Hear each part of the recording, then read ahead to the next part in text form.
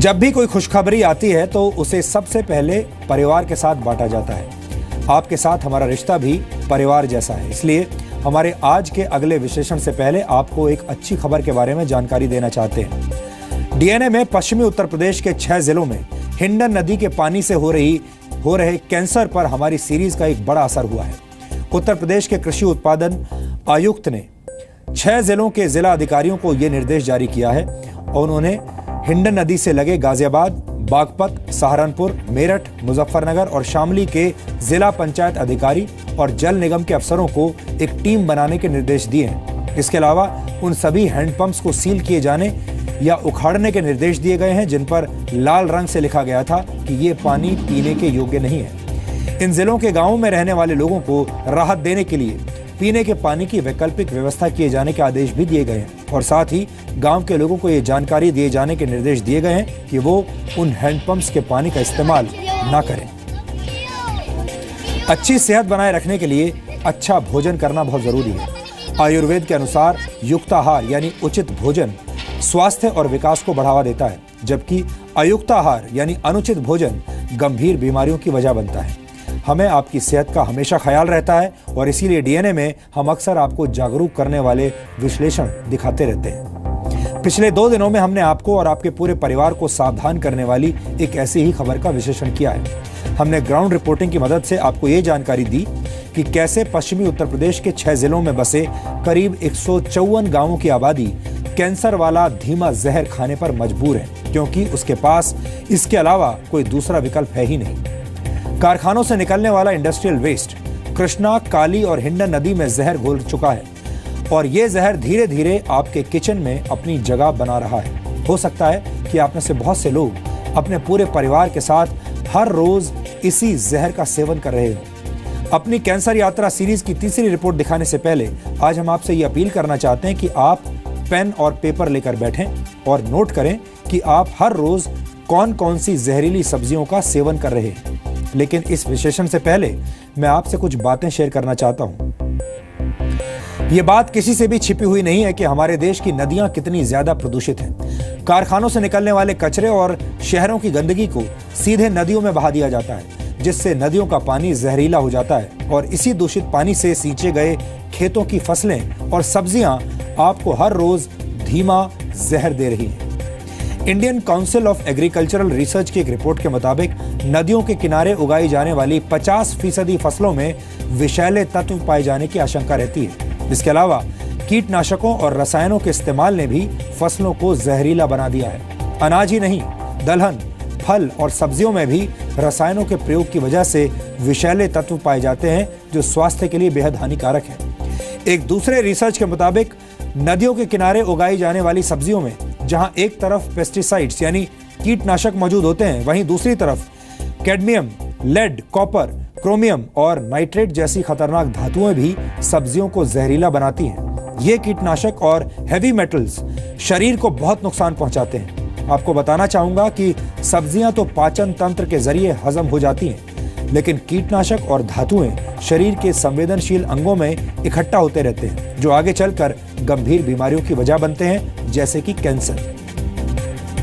इस प्रकार के जहरीले तत्व आलू, पालक, फूलगोभी, बैंगन और टमाटर की दूषित फसलों में पाए जाते हैं। स्वास्थ्य विशेषज्ञों का मानना है कि नदियों में मौजूद खतरनाक केमिकल्स लगातार अनाज, फल और सब्जियों के साथ इंसान के शरीर में प्रवेश कर रहे हैं और ये देश के ज्यादातर हिस्सों में हो रहा है। ये समस्या सिर्फ एक इलाके तक सीमित नहीं है।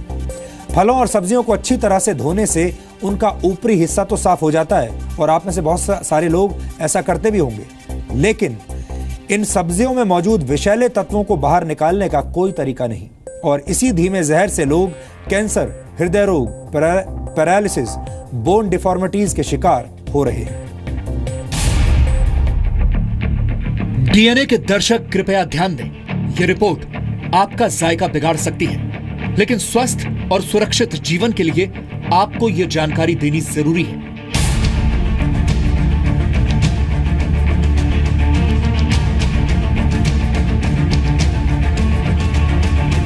ऐसे केमिकलों का छिड़काव इसके ऊपर किया हुआ है कि कोई भी विषैला कीड़ा, जैसे कि सांप है आपका, वो इसमें घुस नहीं पाएगा।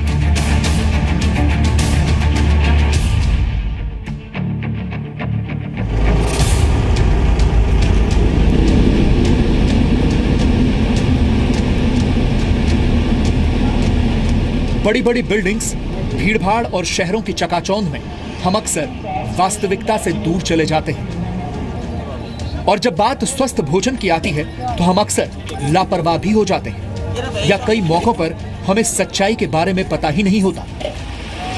पिछले 2 दिनों में आपने पश्चिमी उत्तर प्रदेश के 6 जिलों के 154 गांवों में कृष्णा, काली और हिंडन नदी के जहरीले प्रकोप की तस्वीरें देखी। लेकिन आज हम आपके बेहद करीब आ गए हैं। यानी अगर आप दिल्ली या उससे सटे इलाकों जैसे नोएडा या गाजियाबाद में रहते हैं तो ये रिपोर्ट आपकी रातों की नींद छीन सकती है। देश की राजधानी दिल्ली से महज 15 से 20 किलोमीटर दूर गाजियाबाद जिले का एक गांव है मोर्टी, और वो गांव हिंडन नदी के ठीक किनारे बसा है।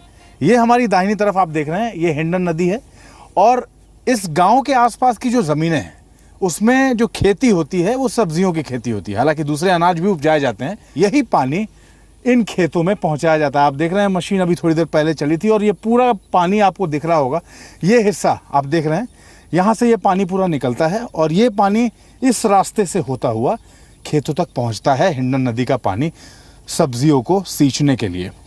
प्रदीप जी, सबसे अहम सवाल जो मैं आपसे पूछना चाहूँगा वो ये, आप तो मोर्टी गाँव के प्रधान हैं, यहाँ जो सब्जियाँ उगाई जाती हैं वो सब्जियाँ आपको अगर कहा जाए कि आप अपने घर में ये सब्जी तोड़ के ले जाइए, क्योंकि आप तो वैसे ही लेके जा सकते हैं, आपको पैसे भी नहीं देने, आप बनवाएंगे सब्जी है? बिल्कुल नहीं सर। ऐसा क्यों? दूषित है सर, पानी में बदबू आती है इसमें।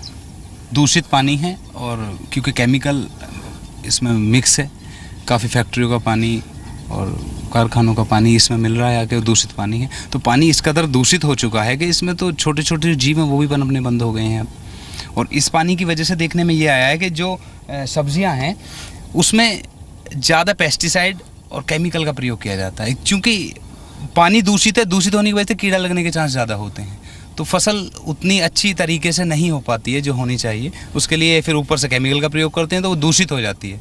हिसाब इस कदर है कि हमारे गांव में पिछले मैं कहूँ 5 साल में 10 मौतें कैंसर से हो चुकी हैं। हिंडन नदी में फैले जहरीले पानी और उससे हो रही खेती का पीछा करते हुए हम गाजियाबाद के राजनगर एक्सटेंशन में मोर्टी गांव पहुंचे। अभी हम खेत की तरफ बढ़ ही रहे थे कि अचानक रास्ते में हमारी मुलाकात अपने ठेले पर ताजी सब्जियां ले जाते इस किसान से हुई। इसने जो बातें कही वो सुनकर हमारे पैरों के नीचे से जमीन खिसक गई। ये बताओ, ये जो सब्जियां तुमने निकाली, कौन कौन सी हरी सब्जी उगाते हो यहाँ? भिंडी, तोरी, घिया, मेथी, पालक, गोभी है, बैंगन। तो कितने खेतों में उगता, कितनी निकल जाती हैं सब्जियां एक दिन में?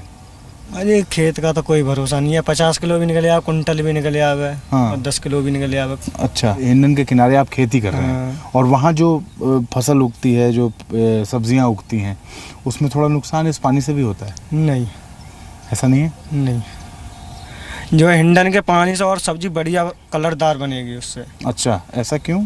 उसमें जो है गंदगी की वजह से खाद का असर ज़्यादा रहता है। अच्छा, उससे जो है ये खाद आता है केमिकल वाला, वो कम लगता है सब्जियों में। तो तुम्हें कम डालना पड़ता है? हाँ, क्योंकि और जो बोर के पानी से वो ज़्यादा डालना पड़ता है। अच्छा, और इस जो हिंडन के नदी में जो खाद आ रहा है, हाँ। जो केमिकल आ रहा है, उसकी वजह से तुम्हें कम खाद डालना पड़ता है। हाँ। तो तुम्हारे लिए तो आसानी हो गई। हाँ। कि इसी से पक जाती है सब्जी। मगर उसकी सब्जी में वो टेस्ट नहीं रहता है। टेस्ट नहीं रहता। हाँ, खाने में जो बोर के पानी की है वो हिंडन के पानी की बढ़िया नहीं है खाने में। लेकिन हिंडन के पानी से तो मैंने तुम कह रहे थे ना कि हाँ, उसमें फ़ायदा, मगर ये नुकसान क्या भी है। फायदा क्या है? यही है कि खाद कम लगाना पड़ता है, बस ये फ़ायदा। क्यों फायदा कम क्यों लगाना क्योंकि पड़ता उसका गंदा पानी है, तो गंदा पानी की वजह से जो है गंदगी से खेत में जान रहती है। हमें उस जगह पहुंचना था जहां कैंसर वाली थाली की खेती की जा रही थी, और जैसे ही हम हिंडन नदी के काले जहरीले पानी के करीब पहुंचे, दूध का दूध पानी का पानी हो गया।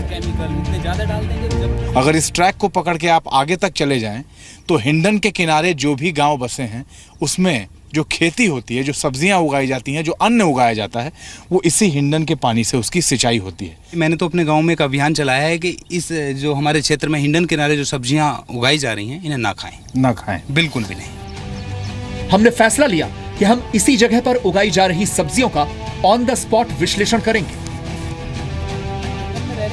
थोड़ी दूरी पर हमें हरी हरी मिर्च की फसल दिखाई दी। लेकिन इस मिर्च का सच ये था कि ये न सिर्फ तीखी थी बल्कि जहरीली भी थी। हिंडन नदी के किनारे मिर्च की खेती हुई है और ये पूरा आगे तक जो आप देख रहे हैं ये मिर्च की फसल तैयार है और फसल ऑलमोस्ट तैयार है। अब इसे यहाँ से तोड़ के और किसान ले जाएंगे बेचने के लिए। प्रदीप जी हमारे साथ हैं। प्रदीप जी, आप बड़ी इंटरेस्टिंग चीज़ बता रहे थे कि यहाँ इन खेतों में, जो खेतों के बीच में किसान रहते हैं वो रात को भी घुस जाते हैं इसमें। अब हिंडन के किनारे ये मिर्च या तमाम दूसरी फसल जो या सब्जियां जो उगाई जा रही हैं, आप जो बता रहे थे कि इसमें कोई कभी भी घुस जाता है, किसी चीज़ का डर नहीं होता उसको? उसका एक बहुत बड़ा कारण है सर, ऐसे केमिकलों का छिड़काव इसके ऊपर किया हुआ है कि कोई भी विषैला कीड़ा, जैसे कि सांप है आपका, वो इसमें घुस नहीं पाएगा। घुसेगा तो वो मर जाएगा। तो चूंकि विषैली दवाइयों का इस कदर इसमें वो है कि कोई भी छोटा या बड़ा विषैला कीटाणु इसमें नहीं होगा, तो रात में भी ये लोग घुस जाते हैं। अब आप अपने पीछे देखेंगे, यहाँ पे लोग जो किसान हैं, जो खेती कर रहे हैं, इन्होंने अपने आवास कच्चे इधर ही बना रखे हैं। ये रात में रहते हैं। इन्हें इस बात का बिल्कुल भी डर नहीं है कि यहाँ रात में सांप काट लेगा या कोई विषैला कीड़ा इन्हें आके काट लेगा, क्योंकि उस चीज़ का छिड़काव या प्रभाव यहाँ पे है। क्यों इतना विषैला या इतना ज़्यादा पावरफुल जो कीटनाशक है उनका इस्तेमाल क्यों होता है? हाँ, दूषित पानी है। दूषित पानी होने की वजह से यहाँ पे कई बार कीटाणु अपने आप ही उत्पन्न हो जाते हैं, छोटे छोटे जहरीले। तो उन्हें ख़त्म करने के लिए ये लगाना पड़ता है। ये सब पानी की वजह से ही यहाँ ऐसे केमिकलों का छिड़काव करना पड़ रहा है। मैंने वो उस पानी की वजह से। बाकी गांव के दूसरी तरफ भी खेती हो रही है अभी, तो साफ पानी है, ज़्यादा केमिकल की आवश्यकता नहीं है, ठीक ठाक खेती होती है उधर। लेकिन यहाँ केमिकल की आवश्यकता है। यह खबर देखने के बाद आपकी प्यास सूख सकती है। आपको एक गिलास पानी पीने से पहले 100 बार सोचना पड़ सकता है। और इस बात की भी गुंजाइश है कि आप कोई भी सब्जी, फल या चावल खाने से पहले ये सुनिश्चित करना शुरू कर दें कि उसे किस राज्य के खेत में किस तरह के पानी का इस्तेमाल करके उगाया गया है, क्योंकि ये फल, सब्जियां और फसल आपको मौत के मुंह में ढकेल रहे हैं। इन तस्वीरों में जो बच्चे आपको दिख रहे हैं, जो डिफॉर्मिटीज दिख रही हैं, ये जैसे अब ये है, ये इस बच्चे की टांग, ये इसमें जो दिख रहा है, जो ये क्लिनिकल पिक्चर इसकी पेशेंट की आ रही है, इस बच्चे की दोनों जी, ये इसमें मोटा मोटा ये लग रहा है कि ये फ्लोराइड पॉइजनिंग का, फ्लोराइड, एक्सेसिव फ्लोराइड का ये केस लग रहा है, क्योंकि इसमें इसका जोड़ भी इन्वॉल्व है। फ्लोराइड की एक्सेसिव होने के केस में जोड़ों पे भी प्रभाव पड़ता है, जिसकी वजह से डिफॉर्मिटीज़ जो हैं बहुत ज़्यादा सीवियर हो जाती है और बोन्स में टेढ़ापन भी आता है और जोड़ों में भी टेढ़ापन आता है। बहुत सारे डिफरेंट मेटल्स हैं, हेवी मेटल्स हैं, लेड भी है, आर्सेनिक भी है। ये सब जो हैं बॉडी में इम्पॉर्टेंट एलिमेंट्स को डिस्प्लेस करते हैं। अगर वो एक सर्टेन लेवल के ऊपर पहुंच जाते हैं, टॉक्सिक लेवल में पहुंच जाते हैं, पॉइजनिंग के लेवल पे नहीं पहुंचते लेकिन टॉक्सिक लेवल पे पहुंचते हैं, तो वो डिफरेंट मेटल्स को आपकी बॉडी से हटाते हैं और उनकी जगह पे खुद जाके बैठ जाते हैं। हिंडन रिवर में भी है फ्लोराइड एक्सेस, कृष्णा रिवर में भी है। तो अगर आप ग्राउंड वाटर में भी करेंगे तो ग्राउंड वाटर में भी आएगा, क्योंकि उसके एडजॉइनिंग जो भी एरियाज होंगे रिवर्स के, तो ग्राउंड वाटर तो कुछ किलोमीटर्स तक सेम ग्राउंड वाटर होगा जो आपका रिवर में फ्लो कर रहा है। जल ही जीवन है, लेकिन जीवन देने वाला जल अब लोगों का जीवन छीन रहा है। यह सिर्फ उत्तर प्रदेश के 6 जिलों के सैकड़ों गांव और वहां के लोगों की समस्या नहीं है, बल्कि धीरे धीरे हिंडन नदी के पानी से उपजी सब्जियां, फलों और फसलों ने सीधे आपके किचन में प्रवेश कर लिया है। अमित प्रकाश, जी मीडिया। इस रिपोर्ट को देखने के बाद आपके मन में यह सवाल उठ रहा होगा कि अगर स्थिति इतनी गंभीर है तो फिर क्या खाएं और क्या ना खाएं। तो आपको परेशान होने की जरूरत नहीं है, क्योंकि हम खबरों के विश्लेषण के साथ साथ आपकी सेहत सुधारने वाले नुस्खे भी आपको बताते हैं, यानी हम आपको सॉल्यूशन भी बताते हैं। इसलिए आपके घर में आपके रसोई का जो भी इंचार्ज हो उसे टीवी के सामने बुला लीजिए, मैं थोड़ी देर के लिए उसका दोस्त बन जाऊंगा। अगर आपको घर में इस्तेमाल किए जाने वाली सब्जियों में फैले जहर के बारे में जानकारी नहीं है तो ये बहुत जरूरी है कि आप उन सब्जियों और फलों का इस्तेमाल करने से पहले उन्हें पानी से अच्छी तरह धो लें। हरी सब्जियों का इस्तेमाल करने से पहले उन्हें 15 से 20 मिनट तक पानी में डालकर छोड़ दें, ये बहुत जरूरी है।